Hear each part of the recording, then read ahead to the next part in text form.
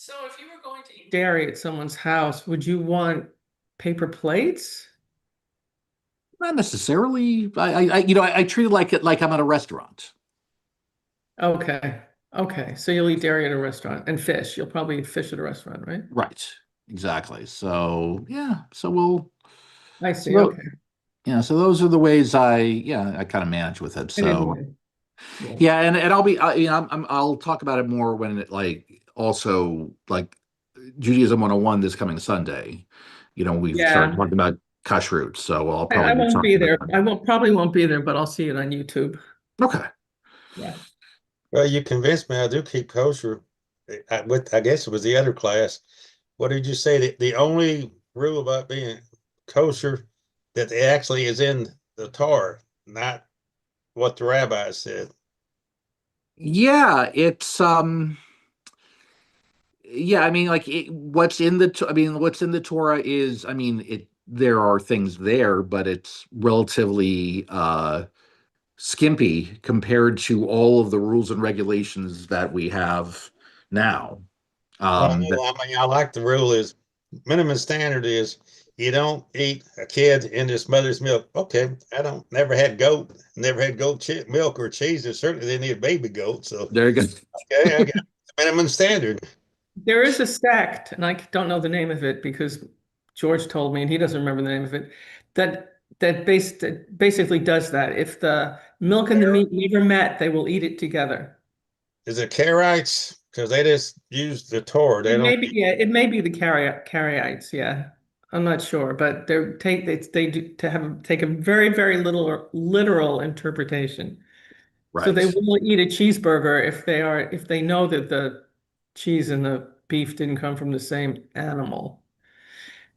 You know, Yeah, yeah. Well, and the Karaites are also known for their baking, specifically Karaite cake. No, that's not true. Um, oh my God, I'm sorry, it took me a second. it's okay. Yeah, sorry. No, Wow. no, no, but no, Karaites would also like they would do things like they would spend Shabbat literally in the dark because the idea of like not lighting a fire means you don't have any lights on. Yeah, yeah, okay. And also you can only eat cold food Right. because like in other words you like you don't warm up the food at all, so you only eat cold food I mean, at the very least on Saturday. I mean, maybe Friday night you Yeah. can cook it closer to the time and it's still Well, warm. yeah, before sundown. But So do they still exist anywhere? I guess they do, yeah. there are, California. yeah, there are The some. only one currently in the United States is California, and then I'm surprised. maybe two or three in Israel. I think a big reason why the Karaites didn't, I mean, there was a period of time where the Karaites versus the Gaonim, the sort Mhm. of the Yeah, descendants of the rabbis of the Talmud, um, was a real like it was a real push and pull. I mean, like there was a real question of which approach was going to, win out for the masses, um, I and obviously the Karaites, were not on the quote yes. unquote Sitting in the dark victorious on the end. rock. Yeah, yeah. Yeah, I think because and I think there's also a big dispute about, if I remember correctly, about the calendar. The Karaite approach to the calendar versus the rabbinic approach to the calendar, and I think the what as I understand it, at least what I remember from learning about that period of time in Jewish history, is that the Karaites were very big on the idea of, okay, if it's not, what is in the Torah, that's what goes. We do not add to it, subtract from it. It's like that's what it is. But even then, when questions come up, even the Karaites have to, from time to time, make decisions. They have to make interpretations. So this idea that uh, you only do what's if you're going to be an absolute strict constructionist, um, then yeah, if you're going to do that, then I mean, it's almost impossible to be a strict constructionist because at a certain point, you have to interpret things. Um, so that's and so in a sense, the Pharisees, which was very much, the Pharisees who were, basically the ancestors of the rabbis of the Talmud. The Pharisees were very much, sort of they're, kind of loose constructionists, and they were opposed by the Sadducees. The Sadducees were kind of like the Karaites. The Sadducees, where it's like, nope, we cannot, move an inch one way or the other. That's what it is. Um, it was the easy way for me to remember the difference between the Pharisees and the Sadducees, because the Sadducees were sad, you see, that anybody was changing anything. That's how I remembered it. But then again, I remember Well, I everything. guess I was going to say that sounds like you. Yeah. Wow. where do they get that they're supposed to do service on the floor? I've seen videos of them, and that looks like there's maybe one or two chairs for, people might have trouble getting out and down the floor, but the majority of them are on the floors like Muslims. They're not standing like, well, what I've seen of the Orthodox and the Baha'i, they're all standing the whole thing seemed like, but the Karaites are down praying on the floor. So I don't. So what I'm gonna suggest is conjectures, because I don't know the answer to that question. But He's sitting on the floor? Or well, so I do know, like I know that, like, if you were to look, like the synagogue in Masada, right? right. Like, there was a place that was designated as the synagogue on top of Yeah. Masada. At that synagogue, I've been the there. at least what I remember is that there was, like, the place where the leader led the service was this.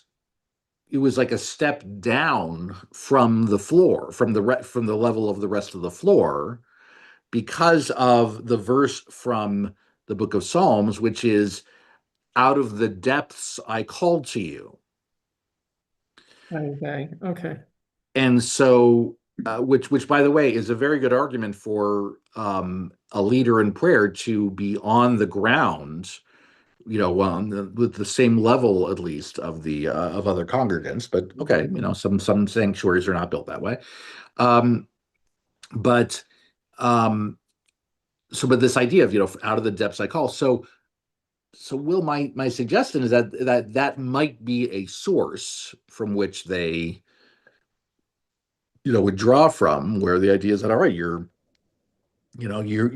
calling out to God. You are lowering yourself out of humility, and sort of and acknowledging your own lowly standing compared to the highest of the high.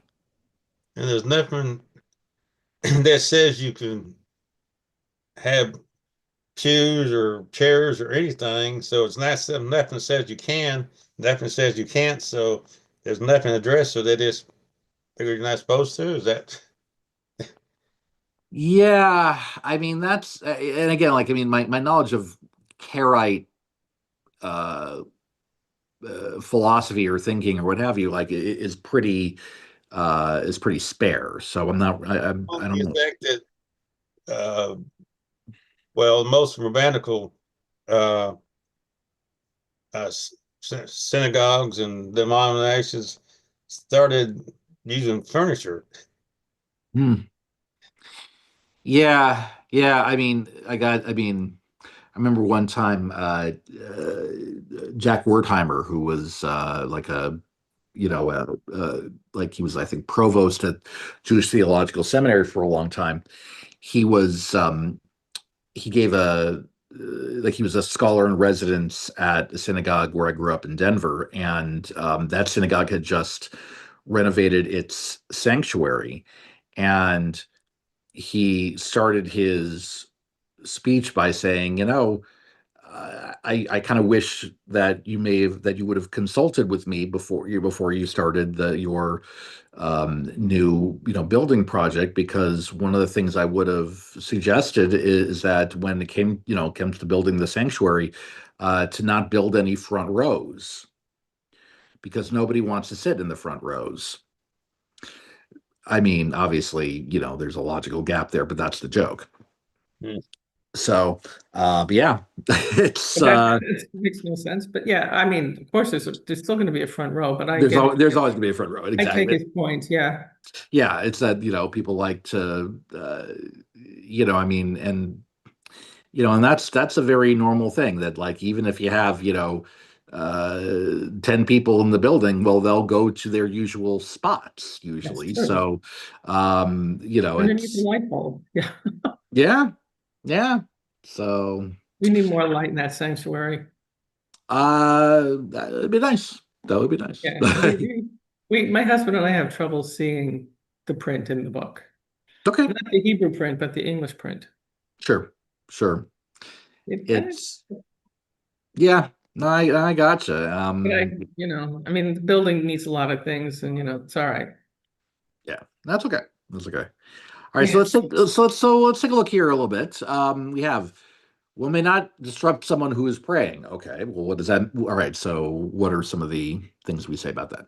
It is forbidden to sit within 4 cubits of one who is praying the Amidah, whether in front of that person or to the side of that person, when the gloss says, or behind that person. In other words, you got to give the person, give him or her, reasonable space to be able to move around. And one must distance oneself from the one praying 4 cubits. In other words, it's one thing to leave room for other people, but you also need to, I mean, it's also on you to leave yourself with, sufficient room. And if one is involved with things that have to do with prayer, even the chapter of Ezehu Mekomam, the korbanot part of the prayers. Okay, let me explain what that is. There's not very much of this in a typical conservative prayer book, but in Orthodox prayer books, there is a practice among many to read instructions for sacrifices as a daily part of the early portion of the service. Which, the question is, all right, why would they do that?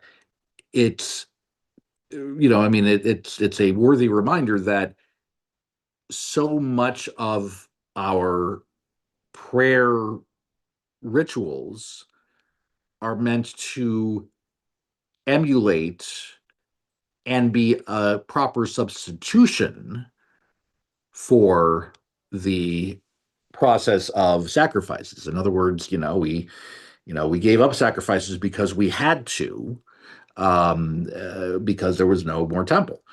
But the idea is to, it's like, all right, if you can't actually offer sacrifices, the least we can do is talk about them. So anyway, so that's what we're referring to. So if one is involved with things that have to do with prayer, even the chapter about the sacrifices, one need not distance oneself from the person praying. So, in other words, like at least as I understand it, I think what they're saying is that, all right, well, if you're saying the Amidah or somebody else is saying the Amidah, you got to keep your distance, but it's not as essential if you're doing other parts of the service. It's 18 inches, by the way, a cubit. A cubit? All right. So, Right. yeah, so 6 feet, right? What was the And a half. yeah, so what was the when we were doing the during COVID, when we were doing social distancing, what was it? Was it 6 feet? It was a very arbitrary number, it turned out. It turned out, yeah. I mean, it was not a scientifically derived number at all. But anyway, yes, we were doing 6 feet. I wonder if there were if there were people in yeshivot who were who were describing it as 4 cubits. I'm not really sure. You never know. Yeah. So now there are those that permit being within 4 cubits of someone praying when one is engaged in Torah, even though it is not related to prayer matters. In other words, if you are studying Torah, like if you're just, studying a sacred text or whatever it is, Right. there are those who say, all right, well, all right, it's not so bad to be, a little bit closer. Huh. And there is one who says that this permission applies when one is to the side of the one praying, but if one is in front of the one praying, as long as it is in the one praying's line of sight, it is forbidden, even if one is involved in the recitation of the Shema. So the idea is that, like, at least what I'm gathering from this is that if possible, to not be like right in front of someone, at least if you have if you have the option of not being directly in front of someone, you try not to. I remember going to a minyan at one point, and the person in front of me was very fond of swaying as she prayed. Now, she wasn't doing it to be obnoxious. She wasn't trying to be distracting. But I eventually moved my spot because I'm getting seasick. It's just like it's too much. And again, it wasn't trying to be difficult. It just wasn't working for me. So, fortunately, I was able to go somewhere else. Now, with that said, there are those who say that if the person sitting next to the one praying is weak, it is permitted. In other words, like if you were concerned about that the person near you may be fragile, if you need to sit a little closer to them, okay. Because, we just don't. They fall down, yeah. Yeah. It's like, all right, you want to stay close to somebody who may be in a more difficult physical situation. Mm. Now, if the one sitting was already sitting and a person stood to pray the Amidah next to the first one doesn't need to get up and move because the one who came to pray came into the one's boundary. In other words, if somebody winds up kind of nudging close to you because of they're about to say the Amidah, it's not on you to move. It's not on you to move, to scooch over. Because they're the ones invading your space rather than the other way around. Nevertheless, though, it is a pious trait to get up even in such a case. Like, okay, well, but if you can, it'd be really nice for you to do that. Yeah. Or, so it's, it's sort of like, it'd be, sure, it'd be the neighborly thing to do to move over if you can. Not everybody's in a position to do that, of course. Not everybody has, the space. Now, it's forbidden to pass within 4 cubits of those who are praying. And this is specifically in front of them, but to the side it is permitted to pass by and stand.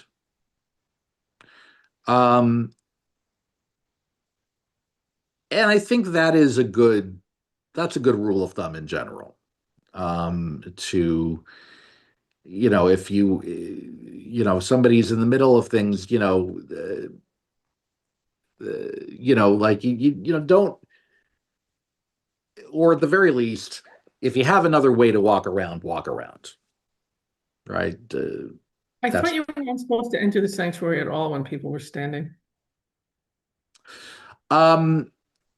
Yeah, you're not supposed to enter and exit the sanctuary when people are standing.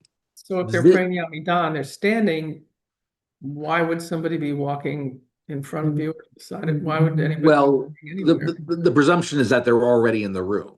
Oh, and they're moving. Okay. And they're moving around for whatever reason. Okay. At least that's my sense of it. And then if one completed one's prayer and there was another person praying behind one, It is forbidden to take 3 steps backward until the person behind one finishes that person's prayer, because if one does this, if one takes 3 steps back, one is like someone who passes in front of somebody who is praying. This has happened a couple of times, by the way. I mean, at least I'm sure it happens plenty of times, but where I'll take 3 steps back, like I'm saying the I'm taking 3 steps back and I bump into somebody who's behind me. It depends on, the circumstances, but like I'll be, this is a circumstance where, let's say you're in a, where there aren't necessarily There's no chairs chairs. Yeah. and you're just kind of spacing between different people and you just, you kind of bump it, you bump into somebody or whatever. So, Mm. and one needs to be precise about this, even if the one behind began praying after once one has already started praying. I do have the practice of when that happens, I kind of peek over my shoulder before taking 3 steps back, just to make sure that I'm not, colliding with someone. So I think the overall idea is give people room, give people room to pray because of some of the calisthenics involved, because of some of the motions or movements. I mean, you find some people who like I said, they'll sway or they'll, I tend to, kind of shuckle a little bit, kind of, do a little bit of that, kind of up, back and forth that way. I tend to do that sometimes when I pray. But there are some people who, I mean, where it's like it's almost like they're doing Pilates. I mean, they're just, they're really, really, moving around. And okay, you're not, prayer services are not the time to try to get your 10,000 steps. I mean, I think that's that's not what you're supposed to do. So, and it's okay to be in the zone, but just care about that there are other people in the room. And that's the courtesy that we're trying to uphold. Just care about the fact that you're not the only one there, and everyone else's experience is also important. So, any comments or thoughts? Well, in the previous congregation, conservative congregation I was an active member in, I kind of managed the length of the service by coming in late. I try to get there in time for the Shema and the Torah service, but try to, miss the first part. And then it cuts it down to maybe an hour and a half. But I always thought that, if people were standing, that would be the best time to go in, because usually I try to sneak in the back and sit in the back row so I don't have to walk in front of somebody to disrupt their attention on what's going on. But I always thought there was, if people were standing, it'd be less noticeable. If you walked in, you'd be up too, and they would be up. But I always try to sit in the back. But that's Right. No, yeah, and I hear that. I mean, I think that there's the idea that, like, yeah, if somebody enters the sanctuary when people are standing, but they're basically sort of slipping behind everybody and standing and kind of taking a spot in the back, that's not, to me, that's not a big deal. To me, that's fine. But what usually happens when people, we know what people are like when they usually enter the sanctuary, right? I mean, they walk in and they see somebody they know. They're giving hugs. They're saying hi. They're sometimes more than hi. They're going to their regular spot, which might not be the back of the room. So they may be, there may be, the odds of commotion are generally pretty high. And so, yeah. So again, if you're just sort of, you're sneaking in, you're slipping behind people and just trying to be quiet as a mouse, which I see, you know, some people definitely are, you know, definitely take pains to do that, then that's great. It's not usually what happens. So, um, Do that. all right. So, why don't we stop at this point? Again, we will not meet next Wednesday on Erev Thanksgiving, but 2 Wednesdays from now, December, I believe it's 3rd. We'll jump in again. So wish everybody a happy Yom Hodu, which literally means Day of Turkey. So happy Thanksgiving, of course, however you observe it, and we'll catch you next time. All right. Good luck with your turkey. Thank you, thank you. I'm just, you know what, the turkey is dead. That's a good start. It will be So delicious. it will be good. It'll So be good. all right, Yeah, put the spices in there. It'll be good. yeah, that should be okay. All Cranberry right, sauce. thanks much. See you soon. Thank you.